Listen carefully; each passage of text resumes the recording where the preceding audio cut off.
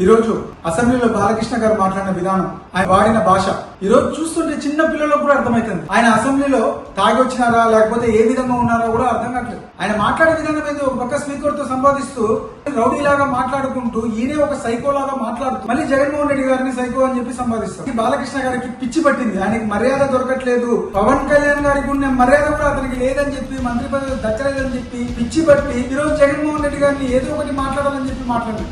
చిరంజీవి గారిని అవమానపరిచారు. ఈ రోజు స్వయంగా చిరంజీవి గారే అమెరికా నుండి ఆయన కూడా మెసేజ్ చేయడం ఇంకా అంతకన్నా మీకు చెప్తూ కొట్టేది ఇంకేముండదు కదా. అంటే జగన్మోహన్ రెడ్డి గారు ఎంత గౌరవించారనేది చిరంజీవి గారి మాటల్లోనే మీకు అర్థమవుతుంది. అలాంటిది ఈ రోజు జగన్మోహన్ రెడ్డి గారి గురించి సైకో అని మాట్లాడే పరిస్థితిలో ఈ రోజు మీరు ఉన్నారు. ఈ రోజు ఆయనే ఒక సైకో అనేది ఒక సర్టిఫికేట్ పెట్టుకొని తిరుగుతున్నారు. గతంలో మీ అందరికీ తెలుసు, తెలంగాణ సురేష్ గారిని కాల్చి నాకు పిచ్చుంది అందుకే కాల్చానని చెప్పి చెప్తారు. ఆయన నియోజకవర్గం హిందూపురంలో సమస్యల గురించి ఏ రోజైనా మాట్లాడినారా? ఎప్పుడు చూసినా ఇలాంటి పిచ్చి పిచ్చి మాటలు మాట్లాడడం తప్ప ఆయన ఎందుకు, ఆయనకి ఈ రోజు కొత్తగా ఆవేశం వస్తున్నట్టు.